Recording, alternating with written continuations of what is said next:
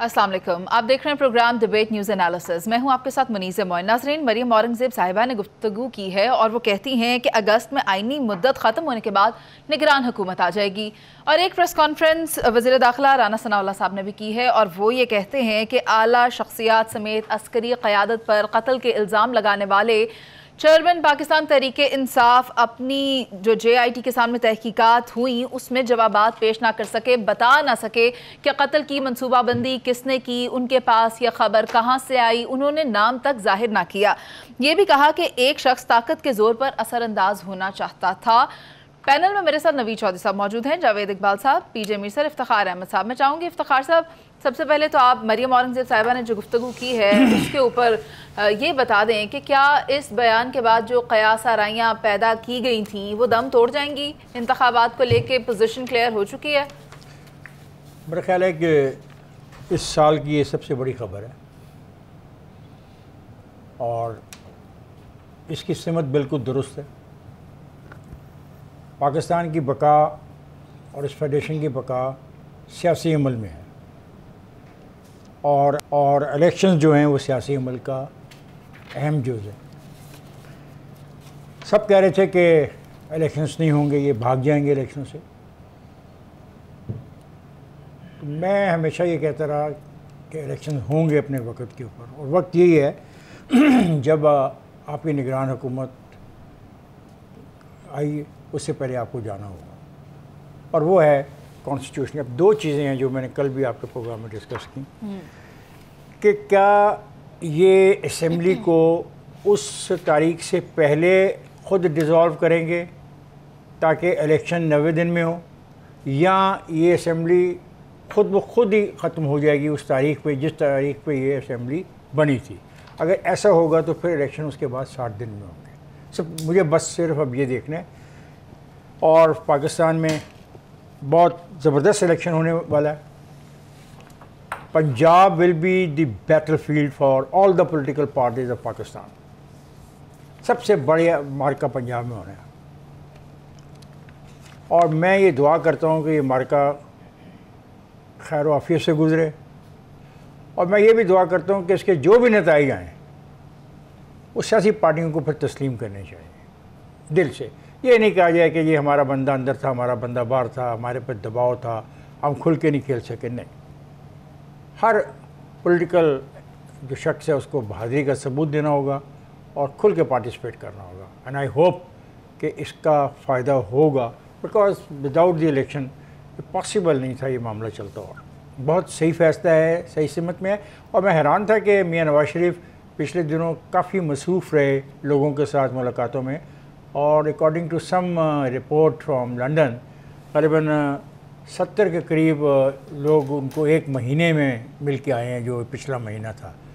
तो उससे महसूस हो रहा था कि they are going for the election, क्योंकि इतनी ज़्यादा तादाद का लोगों का पाकिस्तान से बाहर जाके अपनी क़यादत से बात करना, तो इंडिकेटर तो थे, लेकिन कोई मानने को तैयार नहीं था। और मरियम औरंगज़ेब ने जो आज स्टेटमेंट जारी की है, तो तमाम जो शकूक व शुबहात हैं अब उनको ख़त्म हो जाना चाहिए और सबको इलेक्शन की तैयारी करनी चाहिए। ठीक है, PJ सर, आप इस पर क्या कहेंगे? देखें जी, ये एक बहुत बड़ा टेस्ट है। नवाज शरीफ पे बड़ी क्रिटिसिज्म आती है, बाहर हैं, लेकिन बाहर रह के उनके पास एक पार्टी का इंफ्रास्ट्रक्चर है, और वो इंफ्रास्ट्रक्चर तकड़ा है, काम कर रहा है। अब ये जो बड़ी सही बात की है नैफ खान ने, क्योंकि जो गेम है, जो खाड़ा है, वो है पंजाब में मोस्ट सीट्स है और गेम यहीं होगी। अब यहाँ गेम चेंजर जो है, क्या वो आ सकता है? PTI का क्या आगे रोल होगा? क्या इमरान, अगर तो लोग कहते हैं बाहर जाएगा तो उसकी पार्टी बिल्कुल डिसॉल्व हो जाती है। ये रह के यहाँ ही can muster up something, because he has no party infrastructure this present moment, क्योंकि लोग सारे पैराशूटिस्ट चले गए। बात आती है पीपल्स पार्टी की। अब पीपल्स पार्टी का जैसे हम बात कर रहे हैं कि इनमें और PMLN के अंदर, और राना सनाउल्लाह ने बिल्कुल राइटफुली कहा है कि उनको कोई पॉलिटिकल अलायंस नहीं चाहिए, तो इनके जो अपने मैचेस हैं वो पुराने 90s के मैचेस चलेंगे। अब ये जो मैचेस चलेंगे, वोट बैंक किसका कोई फ्रैक्चर हुआ हुआ है या डैमेज हुआ हुआ है, that remains again to be seen कि किस वक्त ये आगे कौन निकलता है, कौन नहीं निकलता है। अभी सारे फेंसिंग कर रहे हैं, ये देखेंगे कि जब पल्ला भारी होगा फेंस से किस साइड पे उतरना है, और ये एक बड़ी, मैं समझता हूँ, एक डेवलपिंग स्टोरी है। लेकिन बात जो है, जो सबसे बड़ी मैं समझता हूँ बात है कि ये सारों के लिए एक बहुत बड़ा टेस्ट होगा। जो लोग सारों को असेंबलियों में जाके लोटे लेके गए और लोटा लोटा कर गए हैं, आज वो खुद लोटे बने हैं, इनका लोटों का क्या फ्यूचर है ये हमें पता चल जाएगा।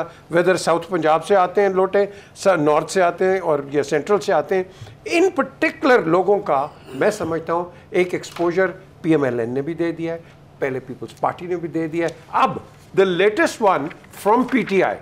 अब ये जो जिस खाड़े में गए हैं, क्या यहाँ पैसा बहुत ज़्यादा लगा के गेम होगी या अवाम जो है पैसे को शन करके और रियल टाइम आपके जो पब्लिक नॉमिनी है उसको वोट देगा।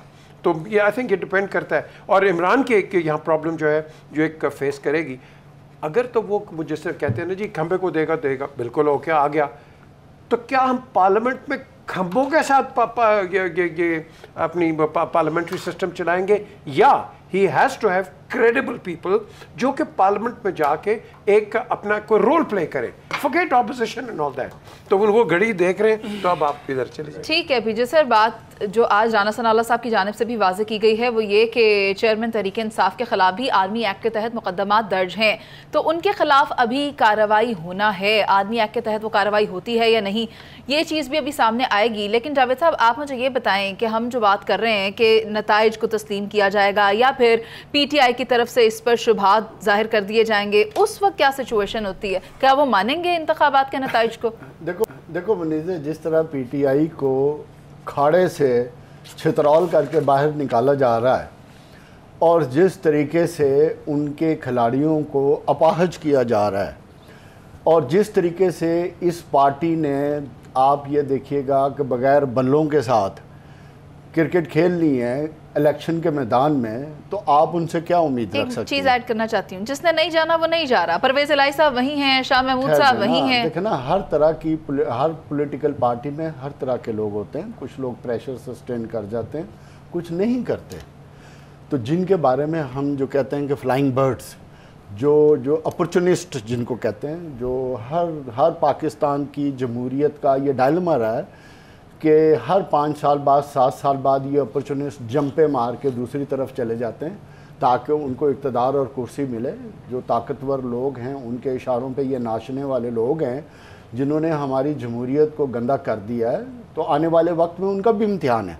इसलिए इम्तिहान है कि अवाम ने टेस्ट करना है कि ये कब तक इस तरह के गैर जमहूरी लोगों को, जो अपॉर्चुनिस्ट लोगों को, कब तक ये वोट देंगे या नहीं देंगे। ये बहुत बड़ा टेस्ट है। और जहाँ तक आपने बात की थी मरियम औरंगज़ेब के इलेक्शन कराने की, तो मुनीज़ बात ये है कि ये अनक्रेडिबल लोग हैं, इनकी किस बात पे मैं ट्रस्ट करूं? माजी में इनकी लीडर मरियम नवाज शरीफ से लेके इनकी लाइन में तमाम लीडर्स ने यक ज़ुबान कहा था कि आप दोनों असम्बलियाँ तोड़ दें, हम नेशनल असम्बली का ऐलान कर देंगे। तो उसके बाद लोटे की तरह फिर गए ये सारे।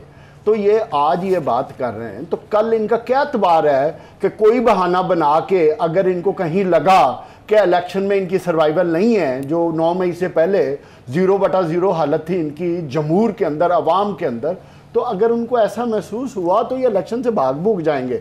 आप इनकी क्रेडिबिलिटी और इनकी बात को इतना ऑथेंटिक मत लें। अच्छा, देखें, जहाँ तक इसकी PTI की बात है, PTI अपने इलेक्शन में जाएगी, वो अपना पूरा जोर लगाएगी, जो भी उनके पास खिलाड़ी बचेंगे उनके साथ वो पूरा खेल खेलेगी। अच्छा। और जो अभी तक की रिपोर्टें हैं, जो सर्वे हैं, वो यही बताते हैं कि इस पार्टी के वर्कर्स और इस पार्टी के जो लोग हैं वो पूरा मुकाबला करेंगे। ये वो डर खौफ है जो आपको इलेक्शन वाले दिन पता चलेगा, और दूसरा इलेक्शन का डिसाइड होगा, क्योंकि इसी से बचने के लिए इन्होंने इलेक्शन, जो सूबाई असम्बलियों के इलेक्शन, उनको डिले किया, आइन और कॉन्स्टिट्यूशन के साथ अपनी बातों पर डटे ना रहने की बात आपने की है जावेद साहब। मैं चाहती हूँ नवीद चौधरी साहब, आपने भी आज JIT में जो बयानात दिए गए वो देखे और उसके बाद ट्विटर पर आने वाले बयानात भी देखे। अगर चेयरमैन तहरीक इंसाफ के पास सबूत मौजूद थे तो फिर उन्होंने दिए क्यों नहीं? अब तो ऑन रिकॉर्ड आ गया सब कुछ JIT पर। देखें, वो जब अपोजिशन में थे उस वक्त भी कह चुके हैं कि हमारा काम इल्ज़ाम लगाना है और हुकूमत सफाई दे। जब हुकूमत में हो कोई इल्ज़ाम लगाया तो कहते हैं इसे गिरफ्तार कर दो, बल्कि आर्टिकल 6 का केस बना दो। ये ऑन द रिकॉर्ड है सब कुछ। तो ये जो इल्ज़ाम लगाए हैं, इस हवाले से जो जिम्मेदारी बनती थी वो बनती थी इनकी पसंदीदा सुप्रीम कोर्ट ऑफ पाकिस्तान के हम ख्याल बेंच की। वो कहते हैं कि भाई आपको ये नुकसान देने की कोशिश कर रहे हैं, किसी की ये मजाल हमारे होते हुए। वो बुलाते और बुला के सारा कुछ पूछते, शवाहद मंगवाते, उनके पास इख्तियार भी है, उस वक्त ज़्यादा मौसर तरीके से था। अब तो अपनी क्रेडिबिलिटी उन्होंने भी ख़राब कर ली। बुला कर देखते कि ज़ख्म कहाँ लगा है। शौकत खानम ऐसा इदारा है जिस यहाँ से मेडिकल लीगल बनवाएंगे आप, बाद में जना अस्पताल से बनाते फिरेंगे और उसमें डॉक्टर यास्मीन राशिद इन्वॉल्व होंगी। तो ये जब इल्ज़ाम लग रहे थे तो मैं समझता हूँ कि सबसे ज़्यादा जिम्मेदारी एक शख्सियत ऐसी है जिसकी, जो खुद कहता है यूटर्न लेना लीडर का काम है। यूटर्न क्या है? झूठ बोलना, बात कह के मुकर जाना, ये यूटर्न का सिंपल तर्जुमा है। उसकी हर बात, हर बयान एक ही नशिस्त के अंदर मुख्तलिफ हो जाता है। ताज़ा तरीन इंटरव्यू जो है, मैं उसका रेफरेंस नहीं दे सकता ज़्यादा, उसमें एक बात की, फिर दूसरी की, फिर तीसरी की, यही नहीं पता कि मैं क्या कह रहा हूँ। तो बुनियादी तौर पर यह जिम्मेदारी इनकी जो सरपरस्त समझी जा रही थी अदलिया पाकिस्तान की, उसको चाहिए था। वो कहते कि आप ये इल्ज़ाम लगा रहे हैं, पाकिस्तान की सालमियत को आप ख़तरे में डाल रहे हैं। इल्ज़ाम की नोयत होती है, एक बंदा जिम्मेदार पोजीशन में बैठा हुआ बात करेगा, उसका एक और असर होगा, एक आम आदमी बात करेगा, उसका एक और असर होगा। और ये एक मुनज़्ज़म कैंपेन थी। उस कैंपेन का नतीजा आपने 9 मई को देखा कि किस तरीके से फिर ये सारा मामला जो है वो सामने आया। और इसमें ये खाम ख्याली है कि ये कोई पॉपुलैरिटी थी या फलां थी। पॉपुलैरिटी होती तो जिस दिन ये हमले हो रहे थे लाहौर शहर पूरा खुला हुआ था, दुकानें खुली हुई थी। और वोटर जो है वो भी बड़ा समझदार होता है, जिनको आप लोटे कह रहे हैं, जब ये आ रहे थे जहाज भर भर के, उस वक्त तो आप करते खिलाड़ी का इजाफा हो गया, विकेट गिरा दी है, क्लीन बोल्ड कर दिया। अब भी लौटे थे। अब देखें, अंदाजा करें, जो बंदा क्रिमिनल केसेस में मुलवस है, जो बंदा करप्शन के केसेस में मुलवस है, उसकी बहनें मुलवस हैं, उसकी बीवी मुलवस है, उसके लिए कह रहे हैं कि जी इसको लेवल प्लेइंग फील्ड दे। भाई मुकदमा किसने भुगतने हैं? मुकदमा मैं इफ्तिखार साहब भुगतने चले जाते। नवीद चौधरी साहब देखिए, बात तो ये है ना कि जो मुलविस था उसके खिलाफ कार्रवाई होगी। और सानेहा 9 मई को भी आज दोबारा डिस्कस किया गया, मरियम औरंगजेब साहिबा ने किया और कहा कि कार्रवाई भरपूर की जाएगी। और राना सनाउल्लाह साहब ने भी यही कहा कि कानून अपना रास्ता लेगा, फितना जो है उसको उसके अंजाम तक पहुंचाया जाएगा। महंगाई का भी जिक्र आ रहा है, IMF की भी बात करनी है। एक ब्रेक पर चलते हैं, वापस आएंगे, आप साथ रहिए।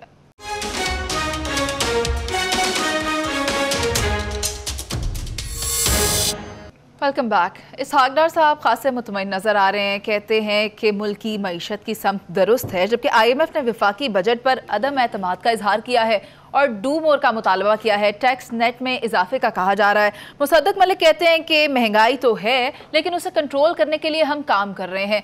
काम क्या हो रहा है, ये बात तो सोचने की है।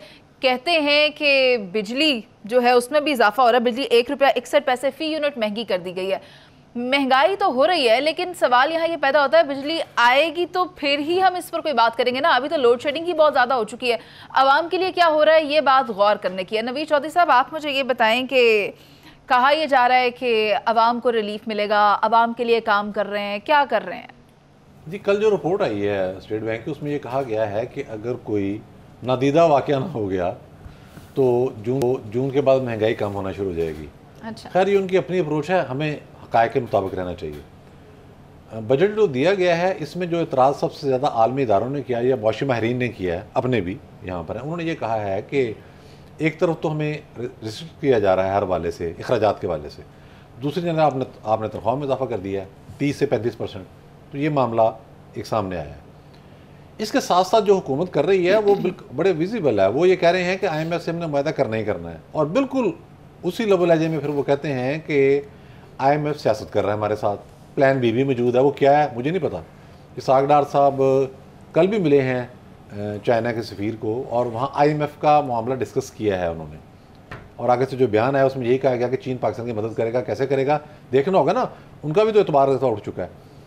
अब जो बजट आया है इसके वाले से में प्राइम मिनिस्टर ने बताया खुद कि बजट पेश करने से पहले हमने, यानी कि हुकूमत पाकिस्तान ने IMF को एतमाद में लिया। खुद भी MD से बात की प्राइम मिनिस्टर साहब ने, शहबाज शरीफ साहब ने। तो हमें ये लगा कि वाक़तन ये उन्हीं इसके जो जुज़ियात हैं और कुलियात हैं वो वही हैं जो IMF चाहता था। तनख्वाह वाला मामला हमें अजीब लगा, लेकिन हमने कहा ये भी डिस्कस कर लिया होगा। तो आज हमें पता लग रहा है कि उन्होंने अदम इत्मीनान का इज़हार कर दिया है। और जो चीज़ें अब तक सामने आई हैं उसमें एक तो वो कहते हैं कि अभी तक जो बैरूनी फाइनेंसिंग आपकी होनी है उसके वाले से अश्योरेंस दें, ये मामला दोबारा किया है। फिर वो कहते हैं कि शरह मुबादला जो है, करेंसी का शरह मुबादला, यानी कि रुपया और डॉलर ये जो रेट है इसको मार्केट पर ओपन छोड़ दें। अच्छा, अब हमारे साथ जो स्टेप हो रहे हैं चंद एक वो रिलीफ वाले भी हैं, जैसे चीन से हमने जो मायदे कर रहे हैं सी पैक के, उसमें एक तेज़ी आ गई। इस तरह रूस से जो खाम तेल आया है वो जब मार्केट के अंदर आएगा तो जो तोको की जा रही है 30 से 40 रुपये पर लीटर, उसमें भी एक कमी आएगी। ये चीज़ भी हमें नज़र आ रही है। लेकिन देखना ये है कि जो प्लान बी का हमने शोर मचा रखा है उसकी हकीकत क्या है। अच्छा। वो कोई है भी या नहीं। मुझे तो ये लग रहा है कि मशवरा यही है कि IMF के पास जाना है, इलेक्शन जो है वो अपने टाइम पर हो जाए, सैलरियाँ तो बढ़ानी थी उसके लिए लाजमी, उसके बाद जो अगला सेटअप बनेगा वो इस मामले को देख लेगा। तो इस तरह की सूरत मुझे समझ आ रही है। इफ्तिखार साहब, क्या हो सकता है प्लान बी?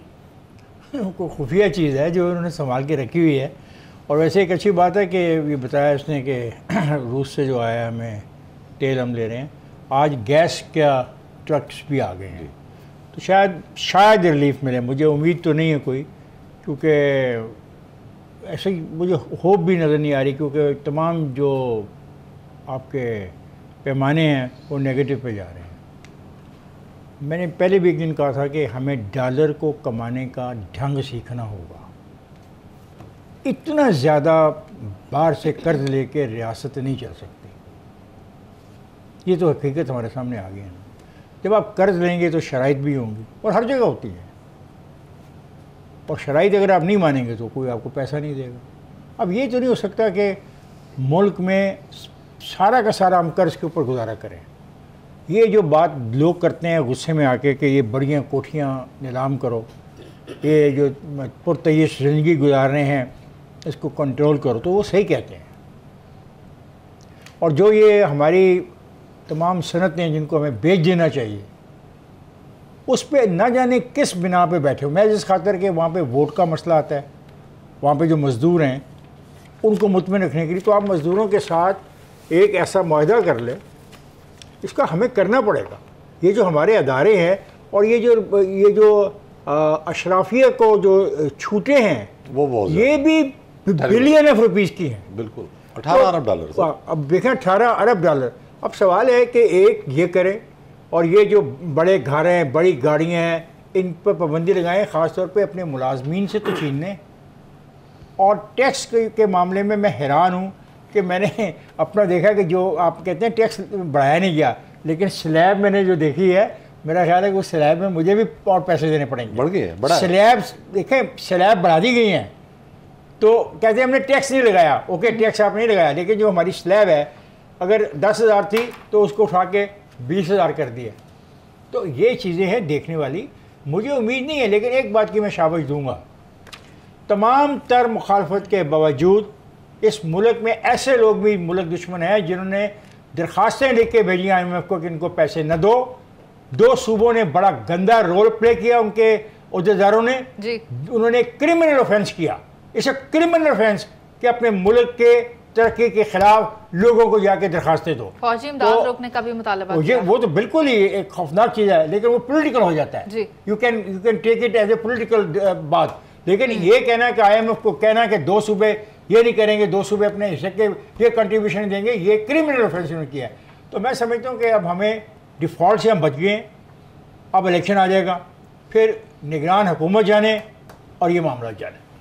बजट तकरीर जारी थी पीजे सर, लेकिन वहाँ पर अरकान की तादाद पूरी नहीं थी, कम थी, जिस पर खुर्शीद शाह ने नाराज़गी का इजहार किया है, पॉइंट आउट किया है, जिससे कि ये जाहिर हो रहा है कि ये जो अरकान हैं ये अपनी जिम्मेदारियाँ पूरी करने के लिए तैयार नहीं है। किस माहौल में ये बजट पेश किया जा रहा है और उसमें इन अरकान की संजीदगी क्या कहते हैं? ये बहुत सीरियस उनका एक रिजर्वेशन है, बिल्कुल सही कहते हैं वो। ये एक नेशनल बजट है और इस बजट पे सारी पार्टीज़ को, तमाम मेंबर्स जितने भी हैं, including the opposition, whatever it is, they have to be present. देखें, पीपल्स पार्टी इनको क्रिटिसाइज़ करना शुरू कर दिया है। आप कराची के जो इकोनॉमिस्ट्स हैं, आप देख लें उनको, उनकी तनकीद बिल्कुल आ रही है इस बजट के ऊपर, हर TV शो पे आप देख लें। अब बात आती है, ये बजट जो होते हैं 2 किस्म के होते हैं, एक होता है प्रो ग्रोथ और एक होता है प्रो पीपल। अब ये जो बजट है, इट इज़ नाइदर। हालांकि गवर्नमेंट बिल्कुल कहेगी, और अगर नहीं भी है तो गवर्नमेंट फिर भी कहती है कि ये प्रो ग्रोथ है। द क्वेश्चन इज़ कि आपकी नेशनल ग्रोथ जो है 3.5% है, आपका पॉपुलेशन जो है it is coming on to 3.6%। ये आपका ग्रोथ हो रहा है। फिर उसके बाद आप देखें कि जिस तरह अभी नवीद ने बात की है, 30% आप गवर्नमेंट की सैलरीज बढ़ाएंगे, 70% जो आपका टैक्स आप कलेक्ट करेंगे वो डेट सर्विसिंग में जाएगा, तो आपकी डेवलपमेंट कहाँ होगी? ये बड़े हमारे पेचीदा इस वक्त सामने प्रॉब्लम्स हैं, जो कि मैं फिर भी मैं कहूँगा इसहाक डार को आई गिव हिम क्रेडिट। उन्होंने सही पिक्चर दी है, लॉलीपॉप नहीं दिया कि जी दूध की बहारें आ जाएंगी, ये होगा कि उन्होंने एक्सप्लेन किया, कोशिश करेंगे वो। एंड आई थिंक इस कोशिश के साथ in the national spirit we have to support him. अगर आपने उनको तनकीद ही करना है तो फिर तनकीद का दरवाजे तो खोले, गेट ऑन विद इट। तो जी मुझे एक बात बताएंगे कि डॉलर हम कैसे कमाएंगे, है कोई ऐसा अच्छा, चीज़? अब आपने ये बड़ी बात की है, अब आपने मुझे एक फिगर पे करेक्ट करना है। 10 अरब रुपया कितने डॉलर होते हैं? मैं ये जावेद को बताऊँ। जावेद 10 अरब रुपए कितने होते हैं? 300 के हिसाब से 10 अरब होगा, कोई may be 2 billion 2 billion. 3 billion. Pakistan में 2 बिलियन से ज्यादा का एक बिजनेस चल रहा है and nobody is doing anything. आपका प्राइवेट सेक्टर उसको कमा रहा है, आप उसको रेगुलराइज करो। यूएई ने उसको किया हुआ है, आप क्यों नहीं कर सकते हो? और यार खुल के आओ ना, काम करना है तो खुल के करो, मुनाफकत ना दिखाओ। लेकिन उसके लिए ग्राउंड पे तो उसी तरह के होने चाहिए ना, जहां सियासी अदम का काम हो वहां पर काम किस तरह किया जाएगा? हर जगह, UAE, Middle East, even Saudi Arabia, the thing is you have to make money, that is what the game is. Dollars के बगैर तो बात नहीं बनती। डॉलर्स के बगैर आपकी बात ही नहीं बनती। सर व्हाट आई बिलीव उसके लिए स्टेट पॉलिसी होनी चाहिए, जो कि हमें नजर नहीं आती है। जावेद साहब आपसे मैं ये पूछना चाहूंगी कि डार साहब ने कहा है कि आपने घबराना नहीं है और टेक ऑफ करेगी इकोनॉमी, व्हाट डू यू से? जब आप ये कह दें ना कि घबराना नहीं है, अल्लाह खैर करेगा, अल्लाह हमारे साथ है, और जब आप अल्लाह पे डालना शुरू कर दें तो फिर ये बात समझ जाएंगे आप फारग हैं। और डार साहब ने जिस तरह 6-8 महीने में पाकिस्तान की मईशत का बेड़ा गर्क किया है, तो मुझे तो उनकी किसी बात पे एतबार ही नहीं है कि टोटल बजट आपने पेश कर दिया जिसका 50% अल्हम्दुलिल्लाह आपको डेट बारविंग करनी है, और डेट बारविंग के लिए इंटरनेशनल कम्युनिटी आप पे तब ट्रस्ट करती है जब आप आईएमएफ के एक डील में होते हैं, तब दुनिया आप पे ट्रस्ट करती है। और आप आईएमएफ को आंखें दिखाते हैं और फिर कहें कि हम कर्जे भी ले लेंगे। बुनियादी तौर पे इन्होंने सिर्फ फिगर्स पेश किए हैं, क्योंकि उनको पता है कि 2-3 महीने में इलेक्शन हो जाना है, इलेक्शन में हमने जाना है, बाद में जो हुकूमत आएगी आप ही निबड़ती रहेगी। तो आप कह रही है इलेक्शन बजट है? ऑफ कोर्स, जब आप 950 अरब रुपए में से आप 350 अरब नई स्कीमों पे डाल देंगे, इसका मतलब आप ये समझें कि 15% तो उन एमएनएस की जेबों में चला गया। तो आप हर दफे जाता है, I agree with you, not first time, हर दफे जाता है, ये ठीक कह रहे हैं इफ्तिखार साहब। और जब आप इस तरह ब्राइब करेंगे कि उस कर्ज पे जो ये कौम ने अदा करना है, तो फिर क्या सीरियसनेस है? और दूसरी इंपॉर्टेंट चीज़, आपने कोई रिफॉर्म्स की बात नहीं है, सिर्फ आपने पेश कर दिया आपका 3700 अरब सर्कुलर डेटा गैस और पावर सेक्टर का, जिसकी तरफ इफ्तिखार साहब ने इशारा किया वो पाकिस्तान का मसला है।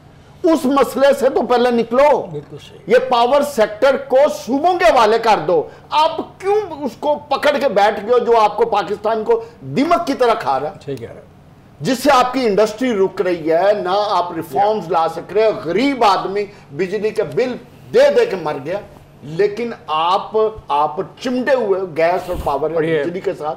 अब पंजाब सूबों को दे, फर्क हो जाए और सूबों से वसूल करें, इख्तियारात सूबों को दे दें। ठीक है जावेद साहब, आपका पॉइंट आ गया। लेकिन बात यह है कि तूफान की लपेट में है पाकिस्तान और उसकी तरफ बढ़ रहा है समुद्री तूफान भी, उसकी तरफ बढ़ रहा है समुद्री तूफान भी। इस पर करते हैं बात एक ब्रेक के बाद।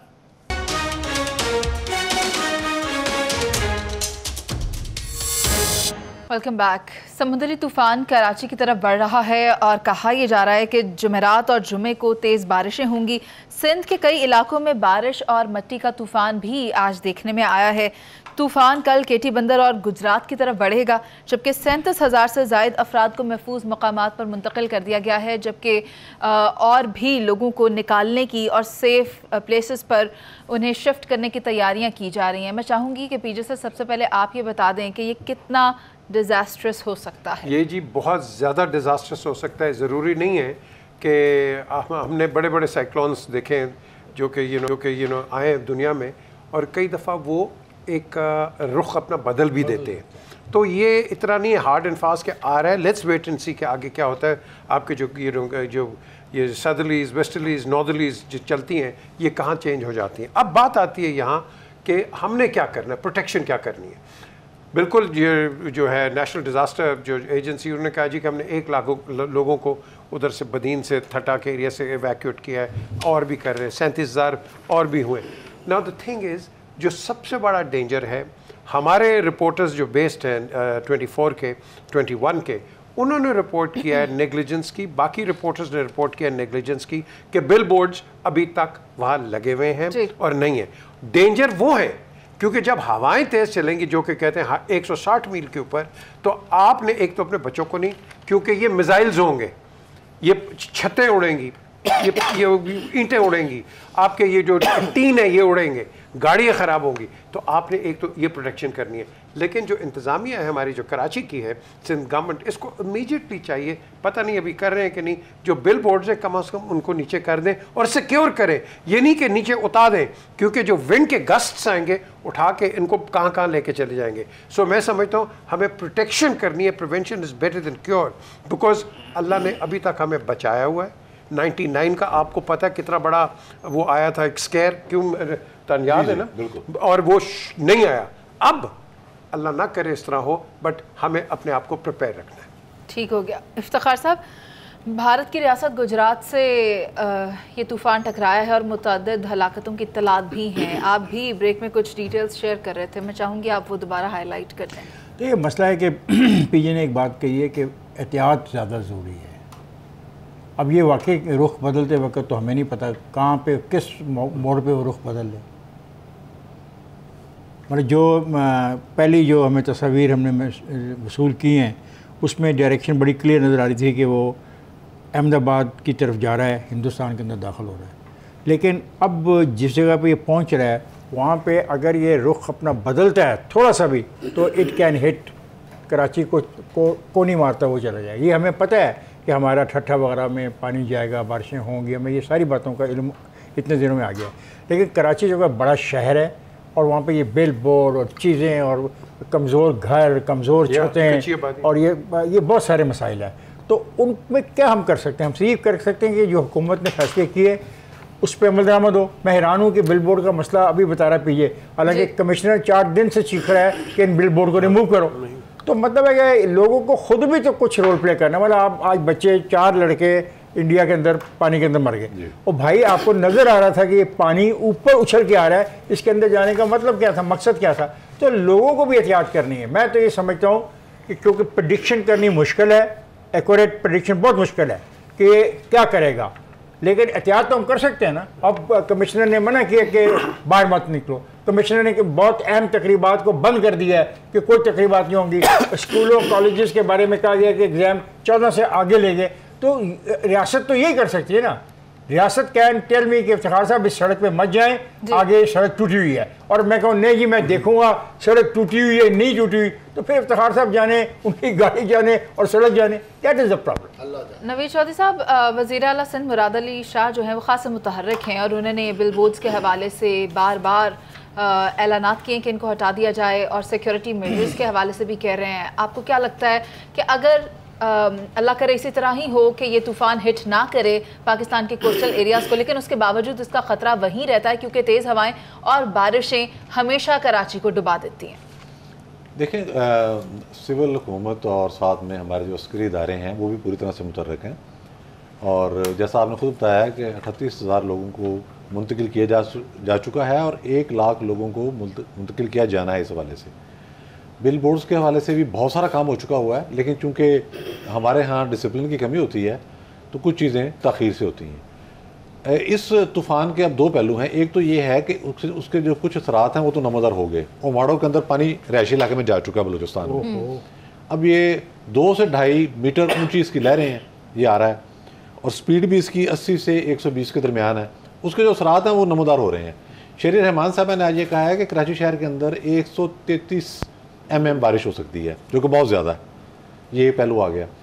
अब देखना हमें ये है कि इस हवाले से इंतजाम मुकम्मल हैं, बहुत हद तक इंतजाम मुकम्मल हैं अगर जो उसके असरात हैं उससे निपटने के लिए। और बात फिर वही है कि जो प्रिकॉशनरी मेजर्स हैं उसके हवाले से ऐलानात भी हो रहे हैं और सब लोग कह भी रहे हैं उस पर अमल दरामद किया जाना चाहिए। ये हम सब की जिम्मेदारी है। PIA ने जो स्टेप लिया है वो इसकी संगीनी को वाजे करता है। उन्होंने सखर और कराची के लिए परवाज़ें मनसूख कर दी हैं, मुल्तान एयरपोर्ट मुतवादल बना दिया है जो जहाज़ बाहर से आ रहे हैं उसके लिए। इससे आप अंदाज़ा लगा लें। एक बात मैं एंड में करना चाहूँगा, ये बड़ी इंपॉर्टेंट है, खुद भी सुने दूसरों तक पहुँचाएँ। तिबी माहिरीन ने यह कहा है जहाँ ये असरात नमूदार होना शुरू हो गए, ये हो रहे हैं, बलूचिस्तान की साली पट्टी और हमारे ये साली पट्टी कराची की सारी, हरी सब्जियों का इस्तेमाल तर्क कर दें, वो ना इस्तेमाल करें। सही। सादा पानी पिएं या नीम गर्म पानी पिएं, चाय काफ़ी ये इस्तेमाल करें और नीम के पत्ते। आखिरी बात यह है कि अमूमी ग़िज़ा भी अपनी सादा रखें और सफाई का जितना एहतमाम हो सके वो इन दिनों करें, ये बहुत ज़रूरी है। नवीद चौधरी साहब, इसी के साथ ये भी कि अस्पतालों में इमरजेंसी भी नाफिज की गई है, ये भी कहा गया है कि जो अमला है वो वहीं पर मौजूद रहे, और उससे बेहतरीन, सबसे बेहतरीन बात यही है कि मोहसिन नकवी साहब की जानिब से भी टेलीफोन पर कम्युनिकेट किया गया है। मुराद अली शाह साहब को कहा गया है कि अगर पंजाब की तरफ से किसी भी किस्म की मुआवनत चाहिए हो तो हम हाजिर हैं। देखिए, ज़ाहिर है ये एक ऐसा तूफ़ान है जिससे पूरे पाकिस्तान ने निपटना, ना कि सिर्फ सिंध या बलूचिस्तान हुकूमत ने। लेकिन मुनीज़ बदकिस्मती ये है कि पाकिस्तान और पाकिस्तान की कौम पिछले कुछ अरसे से सिर्फ तूफ़ानों में ही लपेटी जा रही है। कभी माशी तूफ़ान आता है वो हमें लपेट लेता है, कभी सियासी तूफ़ान में हम फंसे हुए हैं, और अभी एक नया तूफ़ान आ गया। तो हमने इन सारे तूफ़ानों से निपटने के लिए एक नई रवायत को जन्म किया है कि अल्लाह खैर करेगा, और अल्लाह पे डालना शुरू कर दिया है। और जो इन तूफ़ानों से निपटने के लिए वक्त से पहले चीज़ें करने की ज़रूरत है, जो NDMA का काम है, जो सिंध हुकूमत का काम है, जो बलूचिस्तान की हुकूमत का काम है, कि इस तरह के तूफ़ान आते रहते हैं। हमारे क्या हमने अपने बिल्डिंग्स प्लान वैसे बना लिए हैं? क्या हमारे रेस्क्यू के अरेंजमेंट हमने पहले उनकी SOP सेट की हुई हैं? क्या जो हमारे वो अदारे जो इस तरह की क्रिटिकल सिचुएशन में ऑपरेशनल होते हैं उन्होंने कितनी रिहर्सल की हुई है? क्या जो हमारे ड्रेनेज का सिस्टम है वो इतना सस्टेनेबल है? क्या हमने उसकी फाउंडेशन रखी है? क्या हमारी जो इस तरह की, जिसका चौधरी साहब ने बीमारियों का अभी जिक्र किया है, उसके लिए हमने कौम को तैयार किया है? क्या जो इन्फेक्शन स्प्रेड होनी है उस इन्फेक्शन के तदारुक के लिए हमने क्या किया? ये वो चीज़ें हैं मुनीज़े जो वक्त से पहले करने वाली होती हैं और कौम को समझाया जाता है। लेकिन होता क्या, जब तूफान हमें गले फिट हो जाता है, हमें ये सारी कौम को भी तो यार, कौम को भी तो कुछ ऐसे करना चाहिए। मैं सिर्फ ब्रीफली यही कहूँगा कि आपने बड़ी अच्छी और बड़े आराम से बात की है। आप सारे शोज में इस तरह क्यों नहीं करते? वो इसलिए कि आपको समटाइम्स सुनाई कम देता है, तो मुझे फिर ज़्यादा ऊंचा बोलना पड़ता है, आपको समझ लेट आती है। बात तो यही है कि आफत से बचा जा सकता है अगर हिफाजती तदाबीर पर अमल किया जाए। तो लोगों को चाहिए कि वो साहिल समंदर पर जाने से अवॉइड करें, क्योंकि ये पाकिस्तानी कौम है, हमें पता है कि थोड़ी देर से समझती है, लेकिन कुदरती आफत से बचा जा सकता है। इसी के साथ प्रोग्राम का वक्त खत्म हो गया है। आपसे इजाज़त, अल्लाह ने के बाद।